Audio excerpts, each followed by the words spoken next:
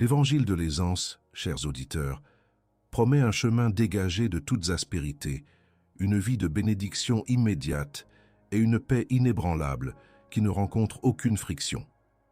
Il suggère que la foi authentique équivaut à l'absence d'épreuves et que la persévérance est un concept dépassé par une nouvelle dispensation de facilité. Mais cette promesse, aussi séduisante soit-elle, nous rend complaisants, spirituellement anémiques et fragiles face à la moindre bourrasque de l'adversité. Elle fabrique des chrétiens d'été, incapables de supporter l'hiver de l'âme, des fidèles dont la foi s'effrite à la première épreuve prolongée.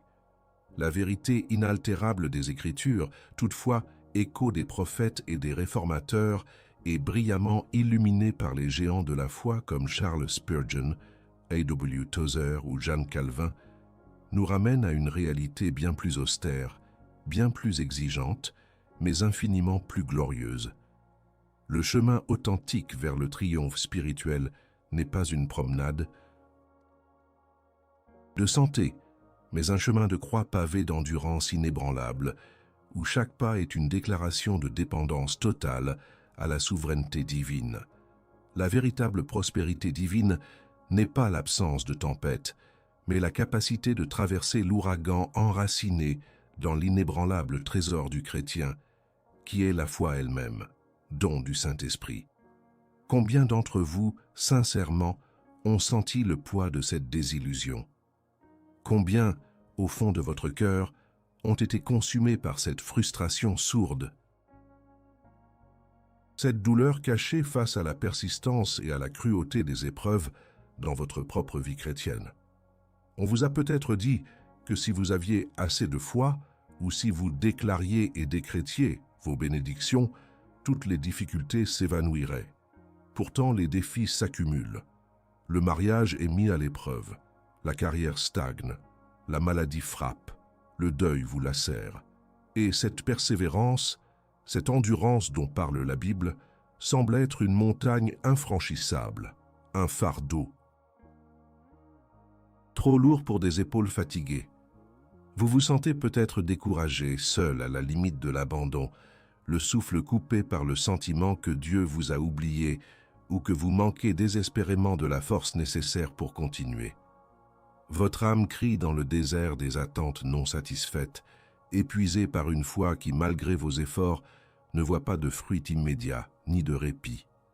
C'est le cri d'une âme à qui l'on a promis un jardin luxuriant, mais qui se retrouve à labourer une terre aride. L'Église moderne, dans sa quête effrénée de pertinence et de croissance numérique, a souvent succombé à la tentation de diluer le message, d'édulcorer les vérités inconfortables pour ne pas heurter la sensibilité d'une génération avide de gratification instantanée. Elle dit « Dieu veut que vous soyez heureux et à l'aise, que vos problèmes disparaissent par une simple profession de foi. » Mais la vérité éternelle, celle qui résonne à travers les siècles depuis les apôtres jusqu'aux puritains, elle proclame une réalité bien différente. Dieu veut que vous soyez saints, et la sanctification passe inévitablement par le creuset de l'épreuve et l'exercice d'une persévérance qui forge le caractère de Christ en vous. Le christianisme n'est pas une thérapie pour une vie sans stress, mais une école de soumission radicale et de transformation profonde, où la fidélité est testée et purifiée par le feu. Le confort spirituel, cet ennemi commun, est le poison le plus subtil, car il endort la vigilance. Il anesthésie la soif de Dieu et il paralyse la volonté de combattre le bon combat de la foi. Il nous fait idolâtrer notre propre bien-être au lieu de la gloire de Dieu. Il nous pousse à chercher des raccourcis, là où seule une endurance inébranlable et une confiance absolue en la souveraineté divine peuvent nous porter. La frustration que vous ressentez n'est pas le signe d'une foi défaillante, mais plutôt un symptôme du choc entre la superficialité ambiante et l'appel profond, ancestral, inscrit dans chaque âme rachetée à une authenticité spirituelle qui dépasse l'entendement du monde. Elle est un appel au discernement, une invitation à rejeter le lait tiède de l'Évangile moderne et à vous nourrir de la nourriture solide de la doctrine classique. Cette douleur n'est pas une anomalie, mais une indication que votre esprit aspire à quelque chose de plus substantiel que les promesses éphémères du moment. Elle révèle un désir inhérent à trouver un socle inébranlable. Une ancre théologique qui tiendra bon lorsque toutes les vagues de la vie menaceront de vous submerger. Cette théologie du tout facile que l'ennemi commun instille subtilement dans les cœurs promet un trésor de prospérité matérielle et de succès social en échange d'une foi de façade, une foi d'apparat, plus préoccupée par l'image que par l'intimité divine. C'est la religion de la scène qui délaisse le autel. Elle vend l'apparence de la piété sans la réalité de la transformation. C'est une tromperie mortelle qui prépare l'âme non pas à la victoire éternelle, mais à la défaite silencieuse. Elle vous fait croire que la vie chrétienne est un sprint facile, alors qu'elle est un marathon exigeant, une course d'endurance, où chaque muscle spirituel est sollicité, chaque fibre de votre être est étirée. On vous a peut-être vendu l'idée d'une protection qui vous isolerait complètement de la souffrance, oubliant que même le Christ a dû souffrir pour accomplir le plan souverain de son Père. Comment alors pourrions-nous, ses disciples, espérer un chemin différent? L'épuisement que vous ressentez n'est pas un signe que vous faites fausse route, mais peut-être que vous avez couru avec de fausses attentes, nourries par un message qui a perverti la nature de la persévérance biblique. C'est pourquoi, avant même de plonger dans les profondeurs de la persévérance, je dois vous poser une question qui ne s'adresse pas à vos intellects seuls, mais qui vise le tréfonds de votre âme, un interrogatoire qui ne supporte aucune échappatoire, aucune pirouette rhétorique, une question qui vous forcera à confronter votre propre réalité spirituelle, ici et maintenant. Dites-moi, sans phare ni subterfuge, dans les commentaires ci-dessous, avec un seul mot ou une phrase concise, quelle est la plus grande illusion que l'évangile du confort vous a vendue, qui vous a fait douter de la valeur de la persévérance? La question qui viole l'âme, avez-vous, sans le vouloir, échangé? La promesse de la force divine contre la chimère d'une vie sans effort, dévalorisant ainsi le chemin ardu mais glorieux de la persévérance que Dieu lui-même vous appelle à emprunter? Le cœur de notre problème, la racine de cette frustration lancinante que vous ressentez, n'est pas une faiblesse personnelle inhérente, ni une faute de votre part à manifester une foi suffisante. Non, le véritable diagnostic, à la lumière de la saine doctrine, révèle un mal plus profond, une compréhension tronquée de la persévérance, déformée par l'évangile du tout facile et de la foi superficielle qui inonde notre époque. L'ennemi commun, cet ennemi insidieux qu'est le confort spirituel, nous a volé la richesse de cette doctrine, la transformant en un simple effort humain épuisant, plutôt qu'en une manifestation glorieuse de la souveraineté divine et de la grâce irrésistible. Revenons aux fondations inébranlables, aux voies qui ont traversé les siècles et dont la profondeur nous interpelle. Charles Spurgeon, le prince des prédicateurs, ne cessait de marteler que la persévérance n'est pas une option pour le chrétien, mais une preuve de la régénération. Pour lui, la vraie foi est une foi qui dure, qui ne fléchit pas devant l'adversité. Il écrivait « La persévérance des saints est une vérité glorieuse, car si nous pouvions tomber de la grâce, nous serions tombés 1000 fois déjà. C'est Dieu qui nous soutient, non notre propre force. » Cette déclaration démantèle immédiatement l'idée que votre fatigue est un signe que vous avez failli à persévérer par vos propres moyens. Non, votre capacité à endurer, même dans la faiblesse, est la preuve de la main souveraine de Dieu sur vous. C'est le Saint-Esprit, le trésor impérissable donné à chaque racheté qui vous équipe, vous fortifie et vous maintient dans la course. Il est la source inépuisable de cette endurance. A.W. Tozer, le prophète du XXe siècle, dont la vision perçait la superficialité de son temps, aurait été d'accord. Pour Tozer, l'idolâtrie du cœur, cette tendance à aimer et à dépendre de tout sauf de Dieu lui-même, est la cause première de notre incapacité à persévérer. Lorsque nous cherchons le réconfort dans les circonstances, la paix dans l'absence de problèmes et la joie dans les bénédictions matérielles, nous nous détournons de la seule source d'une persévérance authentique. Il affirmait que la véritable persévérance découle d'une connaissance intime et adoratrice de Dieu. Quand Dieu est votre unique trésor, l'épreuve devient alors un simple moyen de vous forcer à vous accrocher encore plus fermement à lui, révélant la puissance et la suffisance de son esprit en vous.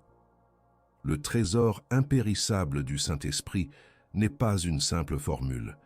C'est la réalité de la présence et de l'action de Dieu en vous, vous donnant le vouloir et le faire selon son bon plaisir. Sans cette compréhension, la persévérance devient une tâche ardue, vouée à l'échec. C.S. Lewis, l'apologiste brillant, abordait la persévérance sous l'angle de la raison et de la réalité spirituelle. Il comprenait que le chemin chrétien n'est pas un chemin pavé de roses, mais souvent un chemin rocailleux, surtout quand on tente de le parcourir à travers les brumes de la dépravation humaine et les assauts d'un monde hostile. Lewis nous rappellerait que l'ennemi le plus dangereux est celui qui promet la facilité, car c'est dans la facilité que la vigilance s'endort et que le caractère ne se forge pas. La persévérance pour Lewis était la preuve d'une foi qui a rencontré la réalité de la douleur et de la difficulté, et qui, malgré tout, s'est accrochée à la vérité de la croix et de la résurrection. C'est la foi qui, face à l'absurdité du monde, décide que l'Éternel est plus grand que le temporaire. Il est le roc sur lequel repose le trésor du chrétien, non pas des richesses terrestres, mais une assurance céleste. Et que dire de Jean Calvin, dont la doctrine de la persévérance des saints est un pilier de la théologie réformée. Pour Calvin, la persévérance n'est pas une réussite humaine, mais un attribut de la grâce souveraine de Dieu. Il enseigne que ceux que Dieu a élus, appelés et justifiés, il les glorifiera aussi. C'est un processus divin, et le croyant est gardé par la puissance de Dieu. Cela ne signifie pas que le chrétien ne lutte pas, ne doute pas ou ne tombe pas temporairement. Mais cela signifie que Dieu, dans sa souveraineté absolue, ne permettra pas que son véritable enfant périsse définitivement. Votre capacité à continuer même lorsque votre cœur est lourd et que vos genoux tremblent est le témoignage silencieux mais puissant de la fidélité de Dieu envers vous. C'est son esprit qui vous pousse, vous exhorte, vous convainc et vous restaure, encore et encore. Ce n'est pas votre grippe héroïque à la foi, mais l'adhésion inébranlable de Dieu à son pacte avec vous. L'ennemi commun de notre persévérance est donc multiforme. C'est le confort spirituel qui nous rend mous, la foi superficielle qui ne supporte pas la profondeur de la doctrine biblique, et la théologie de la défaite qui nous murmure que nos échecs sont finaux. Ces voix nous éloignent de la vérité souveraine, que la persévérance est un don, une grâce, et un attribut divin manifesté en nous. Elle n'est pas un effort que nous accomplissons pour mériter l'amour de Dieu, mais la réponse à son amour, une manifestation du Saint-Esprit qui vit en nous. Le trésor du chrétien n'est pas une récompense pour la persévérance, mais la source de celle-ci. Ce n'est pas ce que nous faisons pour Dieu, mais ce que Dieu fait en nous et à travers nous, nous permettant d'endurer jusqu'à la fin. C'est l'Esprit qui intercède pour nous avec des soupirs inexprimables. C'est l'Esprit qui nous fortifie dans notre homme intérieur. C'est l'Esprit qui nous rappelle les promesses éternelles de Dieu. La véritable persévérance est une foi ancrée, non pas dans la fragilité de nos sentiments, mais dans la solidité de la parole de Dieu et la puissance de son esprit. C'est la vérité inaltérable qui doit remplacer les mensonges du confort. Ignorer cette vérité fondamentale sur la persévérance, c'est s'exposer non seulement à la déception, mais à des conséquences spirituelles et éternelles d'une gravité inouïe. Lorsque nous acceptons le mensonge d'une foi sans épreuve, ou que nous réduisons la persévérance à un simple acte de volonté humaine, nous cultivons une fragilité spirituelle qui nous rend vulnérables au moindre vent de doctrine, aux moindres assauts du tentateur. La conséquence la plus immédiate est une agitation constante de l'âme, une incapacité à trouver un véritable repos en Dieu, car notre paix dépend alors de l'absence de problème, et non de la présence inébranlable du Saint-Esprit en nous. Cette agitation mène à un moralisme épuisant. Si la persévérance est notre œuvre, alors notre salut dépend de notre capacité à toujours tenir bon, créant une anxiété écrasante quant à notre état de grâce. Le chrétien qui ne comprend pas que Dieu est l'auteur et le consommateur de sa foi, et qu'il est celui qui le garde, vivra dans la peur constante de chuter définitivement. Il doutera de son salut à chaque échec, à chaque moment de faiblesse. Cette perspective erronée détruit l'assurance, cette perle précieuse que la saine doctrine offre. Sans la certitude que Dieu nous tiendra, peu importe la force des vagues, notre foi devient un château de sable, emporté par la première marée haute de l'adversité. L'idolâtrie du cœur que Tozer dénonçait avec tant de ferveur s'exacerbe dans ce contexte. Si la vie chrétienne doit être confortable, alors tout ce qui entrave ce confort devient un obstacle à éliminer, même si cet obstacle est le plan souverain de Dieu pour notre sanctification. Nous en venons à idolâtrer notre propre paix, notre propre succès, notre propre absence de douleur. N'est-ce pas là la racine de tant de compromis moraux, de tant de trahison de la vérité dans l'Église moderne? L'Église moderne cherche la pertinence et le succès humain, mais récolte la superficialité et le jugement silencieux de Dieu.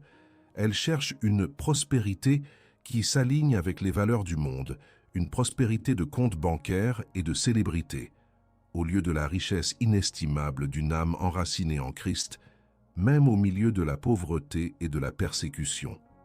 La prospérité que le monde ne comprend pas, c'est le paradoxe d'être riche en foi tout en étant pauvre aux yeux des hommes. C'est l'expérience de Job, dépouillé de tout, mais riche d'une confiance inébranlable en la souveraineté de Dieu. C'est la richesse des apôtres qui n'avaient ni or ni argent, mais qui possédaient le trésor de l'Évangile et la puissance du Saint-Esprit. L'Évangile du confort vous promet la richesse visible. La vérité éternelle vous offre une richesse invisible, mais impérissable. La communion avec Dieu, la croissance dans la sainteté, la paix inaltérable au milieu de la tempête. Mais si vous avez cru au mensonge, vous mépriserez cette richesse véritable, l'apercevant comme un échec, une privation, un signe que Dieu ne vous bénit pas. Pensez un instant à ces questions, mes amis. Soyez honnêtes avec vous-même, car la vérité est le seul chemin vers la liberté. Et si la peur d'échouer, la peur de ne pas tenir le coup, n'était pas un simple manque de courage, mais le symptôme d'une doctrine mal comprise, d'une confiance placée en vos propres forces plutôt qu'en la puissance infaillible de Dieu.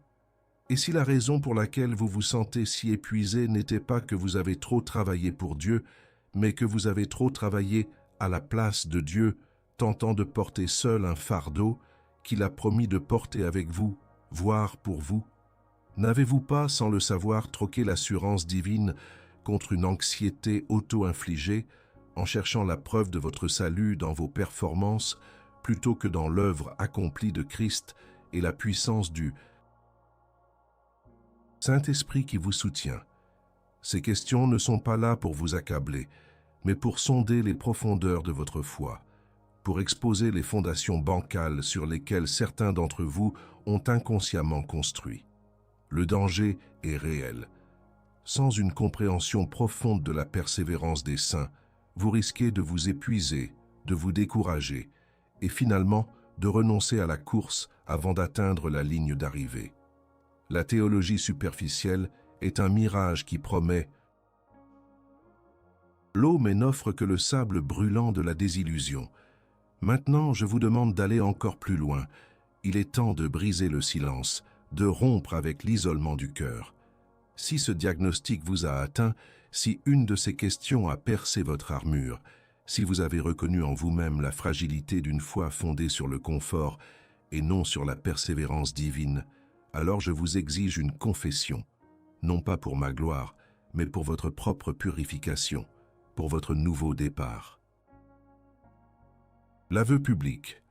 Dites dans les commentaires, sans honte, avec un seul mot ou une courte phrase, l'erreur doctrinale ou l'attente superficielle concernant la persévérance qui vous a le plus freiné ou le plus découragé jusqu'à présent. Faites de ce commentaire un rituel de purification, une déclaration de renonciation à l'ancien mensonge et un pas vers la vérité qui libère. Après le diagnostic et la confrontation avec les conséquences dévastatrices du mensonge, il est temps d'aborder la solution.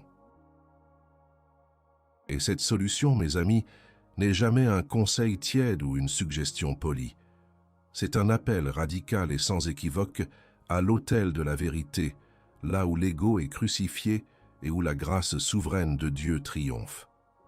La voie vers une persévérance authentique n'est pas une recherche de techniques ou d'astuces humaines pour mieux tenir bon. C'est un retour complet et inconditionnel aux fondamentaux de la foi chrétienne. Le premier pas est le repentir, non pas un simple regret superficiel d'avoir échoué, mais un repentir profond de l'incrédulité, de l'idolâtrie du confort et de l'autosuffisance qui nous pousse à croire que nous pouvons persévérer par nos propres forces. Repentez-vous d'avoir cherché la paix dans l'absence de problèmes plutôt que dans le prince de la paix. Repentez-vous d'avoir désiré les bénédictions sans le bénisseur, la couronne sans la croix. Ce repentir est la porte étroite par laquelle on entre dans la vraie compréhension de la persévérance. C'est la reconnaissance que votre faiblesse est le lieu où la force de Christ se manifeste le plus parfaitement. C'est admettre que le trésor du chrétien n'est pas ce que vous possédez ou ce que vous accomplissez, mais celui qui vous possède et qui agit en vous. Ensuite vient la soumission à la parole.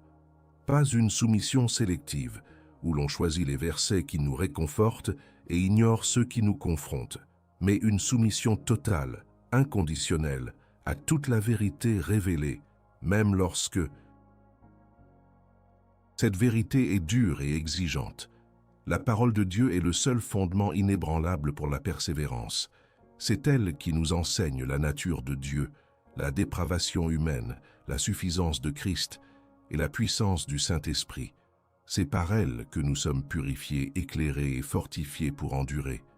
La persévérance n'est pas un chemin aveugle, mais une marche éclairée par la lampe de la parole de Dieu, pas une lumière douce et tamisée, mais un faisceau laser perçant les ténèbres de l'incertitude et du doute. Elle nous révèle le plan souverain de Dieu même au cœur du chaos, et cela nous mène au renoncement.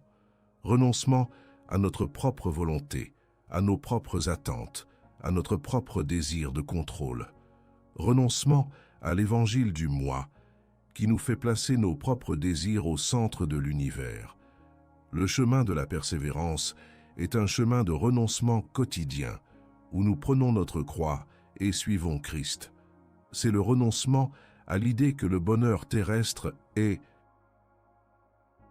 l'objectif suprême de la vie chrétienne. La sanctification, la ressemblance à Christ est l'objectif, et cela implique souvent la souffrance et le sacrifice. C'est ici que l'exemple de Charles Spurgeon brille d'un éclat particulier. Spurgeon, malgré sa stature monumentale et son ministère prolifique, a traversé des périodes d'intenses souffrances physiques et de profondes dépressions spirituelles. Il n'a pas été épargné par l'épreuve. Pourtant, il a persévéré. Comment? En découvrant la richesse inestimable de l'âme, non pas dans l'absence de douleur, mais dans la présence constante et suffisante de Dieu au milieu de la douleur. La révélation du vrai trésor pour Spurgeon n'était pas un gain matériel ou un succès facile. C'était la découverte que Dieu lui-même est notre plus grande richesse, notre plus grande récompense, notre plus grand réconfort.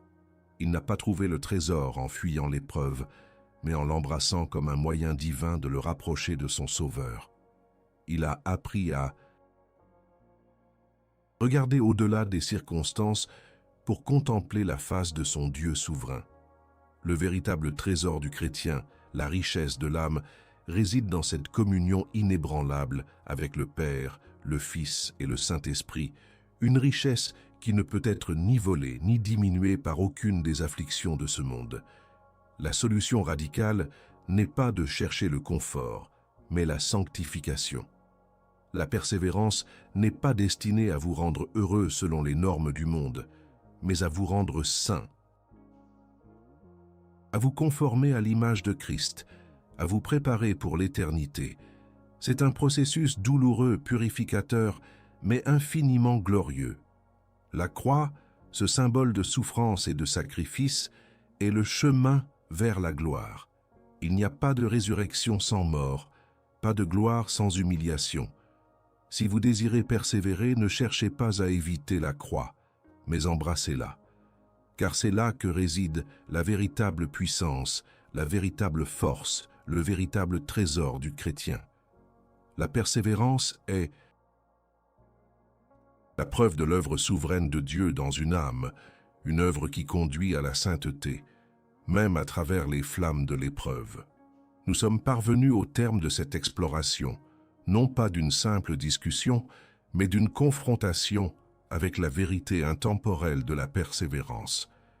Il est impératif de synthétiser les profondes vérités que nous avons abordées, car la doctrine, si elle n'est pas appliquée et gravée dans les profondeurs de l'âme, risque de demeurer une simple intellectualisation stérile. Nous avons vu le piège insidieux de l'évangile du confort, un mirage trompeur qui promet une vie sans aspérité, mais qui, en réalité, engendre une foi superficielle, fragile et incapable de résister aux rigueurs de l'existence. Cette théologie de l'aisance, cet ennemi commun, est une séduction mortelle, car elle dévalorise le chemin de la croix et déforme la nature souveraine de la persévérance divine. Nous avons diagnostiqué la douleur cachée de tant de chrétiens. Cette frustration et ce découragement face aux épreuves persistantes, le sentiment d'être abandonné ou de manquer de force. Cette douleur n'est pas un signe de faiblesse, mais la conséquence directe d'attentes erronées, nourries par une théologie qui a oublié la centralité de la souffrance purificatrice dans le plan de sanctification de Dieu. La vérité révélée par des géants comme Spurgeon, Tozer, Lewis et Calvin est claire. La persévérance n'est pas une prouesse humaine, mais un don souverain de Dieu, le trésor impérissable du Saint-Esprit, qui réside en chaque vrai croyant, nous fortifiant et nous gardant jusqu'à la fin. C'est une œuvre divine en nous, une manifestation de la fidélité inébranlable de Dieu. Les conséquences d'ignorer cette vérité sont terribles. Une agitation incessante de l'âme, un moralisme épuisant qui détruit l'assurance du salut et une idolâtrie subtile de notre propre bien-être qui nous pousse au compromis moral. Nous risquons de mépriser la vraie prospérité, celle que le monde ne comprend pas, cette richesse en foi qui nous maintient ancrés même quand tout s'écroule autour de nous. Cette prospérité divine est une communion inaltérable avec le Dieu souverain, une paix qui surpasse toute intelligence et une joie qui défie les circonstances. Elle n'est pas contingentée aux faveurs matérielles, mais à la présence du Saint-Esprit. La solution que nous avons présentée n'est pas une liste de trucs, mais un appel radical à l'autel, le repentir sincère. C'est de notre incrédulité et de notre idolâtrie du confort, une soumission inconditionnelle à toute la parole de Dieu qui est notre seule boussole infaillible, et un renoncement total à notre volonté propre, à nos attentes égocentriques, embrassant la croix comme le chemin vers la véritable sanctification. Spurgeon, au travers de ses propres afflictions, a découvert que le vrai trésor de l'âme n'est pas l'absence d'épreuves, mais la découverte de la suffisance de Dieu au cœur même de celle-ci. Tapaki. Persévérance n'est pas un moyen d'atteindre le bonheur terrestre, mais un processus divin pour nous rendre saints, pour nous conformer à l'image de Christ, pour nous préparer à l'éternité. L'Église moderne, dans sa quête d'une pertinence superficielle, a trop souvent dilué ce message, le transformant en un baume apaisant pour les âmes fragiles. Mais la vérité éternelle, celle que les réformateurs et les puritains ont prêchée avec tant de ferveur, ne cherche pas à apaiser, mais à purifier. Elle ne cherche pas à conforter dans l'illusion, mais à confronter pour transformer. Elle ne promet pas une vie facile, mais une vie enracinée, une vie résiliente, une vie qui glorifie Dieu dans la persévérance. C'est le contraste frappant entre le christianisme d'apparat, préoccupé par les feux de la rampe, et le christianisme d'autel, où l'on dépose sa vie entière aux pieds du Sauveur, acceptant la discipline divine comme une marque de l'amour du Père. Votre foi, chers auditeurs, n'est pas mesurée par l'absence d'épreuves, mais par votre capacité à persévérer à travers elles, ancrée dans la certitude de la souveraineté de Dieu et la puissance de son Saint-Esprit. Chaque épreuve surmontée, chaque larme essuyée dans la prière, chaque moment de faiblesse où vous vous êtes accroché à Christ n'est pas un signe de votre échec, mais un témoignage glorieux de la fidélité de Dieu en vous. C'est la preuve que le trésor du chrétien, la vie même de Christ, est à l'œuvre dans votre âme, forgeant en vous un caractère impérissable, une foi qui résistera aux flammes du jugement. La persévérance est la marque distinctive du véritable disciple, non pas qu'il ne tombe jamais, mais qu'il se relève toujours, non par sa propre force, mais par la grâce inébranlable de son Dieu. C'est le chemin ardu mais divinement pavé qui mène à la gloire éternelle. Ne vous laissez plus séduire par les murmures du confort, ni par les promesses éphémères de l'aisance. Embrassez la vérité exigeante mais libératrice de la persévérance, car c'est la clé pour vaincre toute épreuve ici-bas et pour hériter de la couronne de vie qui est réservée à ceux qui persévèrent jusqu'à la fin par la puissance du Dieu souverain et le trésor inestimable de son Saint-Esprit. C'est là que se trouve la vraie victoire, la vraie paix, la vraie joie, que cette vérité résonne en vous avec la solennité qu'elle mérite.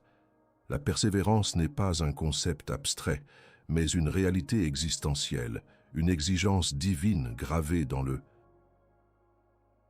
cœur de l'Évangile. C'est la ligne de démarcation entre une foi éphémère et une foi éternelle. La course est longue, les obstacles sont nombreux, et la tentation de l'abandon est toujours présente, subtilement distillée par un monde qui valorise la facilité et une religiosité qui craint la profondeur de la croix. Mais la parole de Dieu est claire. Celui qui persévérera jusqu'à la fin sera sauvé. C'est une promesse et un avertissement, un encouragement et un défi. Ne vous y trompez pas. Ce n'est pas un appel à une persévérance stoïque, une endurance silencieuse et solitaire tirée de vos propres réserves épuisables. Non. C'est un appel à une persévérance alimentée par la puissance souveraine du Saint-Esprit, ancrée dans la certitude des promesses de Dieu et fortifiée par la contemplation de Christ, l'auteur et le consommateur de notre foi. C'est une persévérance qui ne se vante pas de sa propre force, mais qui se repose entièrement sur la fidélité inébranlable de son Rédempteur. Le vrai trésor du chrétien n'est pas une vie sans douleur, mais un cœur qui, même dans la douleur, fait confiance au Père. Ce n'est pas une absence de questions, mais une foi qui, même dans le doute, s'accroche à la vérité révélée. C'est une persévérance qui sait que le juge de toute la terre fera ce qui est juste et que son plan souverain s'accomplira, nonobstant la folie des hommes ou la fureur du malin. Soyez des sentinelles vigilantes, non seulement face aux attaques extérieures, mais aussi face aux subtiles compromissions intérieures. Examinez votre cœur, repentez-vous, soumettez-vous, renoncez, embrassez la croix. Car c'est dans cette radicalité que se trouve la véritable liberté, la véritable paix, la véritable force pour persévérer. C'est dans ce chemin de confrontation et de sanctification que vous découvrirez la profondeur insondable de la grâce de Dieu et la puissance de son esprit, vous guidant, vous soutenant et vous portant jusqu'à la ligne d'arrivée céleste. La gloire éternelle vous attend, non pas comme une récompense pour vos efforts, mais comme l'achèvement de l'œuvre souveraine de Dieu en vous, par la foi qui persévère. Que votre vie soit un témoignage vivant de cette vérité, une lueur d'espoir pour ceux qui cherchent la force dans un monde désespéré. Arrêtez-vous un instant. Si cette vidéo a remué votre âme, si la vérité de la persévérance a frappé à la porte de votre conscience avec la gravité qu'elle mérite, agissez maintenant. Ne laissez pas cette conviction s'évaporer dans l'indifférence. Montrez votre gratitude pour cette nourriture solide de la doctrine classique. Laissez un super thanks, ce geste concret qui soutient la diffusion de ces vérités inébranlables et permet à cette chaîne de continuer à œuvrer comme une sentinelle dans ce désert spirituel. Ou mieux encore, devenez membre de la chaîne. En vous engageant comme membre, vous rejoignez une communauté qui valorise la profondeur théologique et vous investissez dans la pérennité de ce message essentiel. Et si vous désirez approfondir encore davantage, si vous aspirez à aller au-delà de cette discussion pour une transformation plus intime et plus concrète, procurez-vous notre e-book « Quand le ciel répond », chemin de guérison, de pardon et de renaissance. Ce n'est pas seulement une lecture, c'est un guide pour une rencontre radicale avec le souverain qui régit votre âme. C'est un geste de foi et de soutien inestimable qui vous équipera pour le chemin ardu mais glorieux qui vous attend. Mais surtout, ne partez pas en silence. Votre participation est une déclaration. Écrivez dans les commentaires, sans détour, quel enseignement précis de cette vidéo sur la persévérance vous a le plus impacté. Quelle vérité a percé le plus profondément votre cœur? Partagez votre conviction. L'important, c'est de participer. S'abstenir, c'est manquer la chance de faire partie de ce voyage de réveil, de cette communauté de cœur qui cherche la profondeur. Votre témoignage peut être une source d'encouragement pour d'autres âmes en quête de force.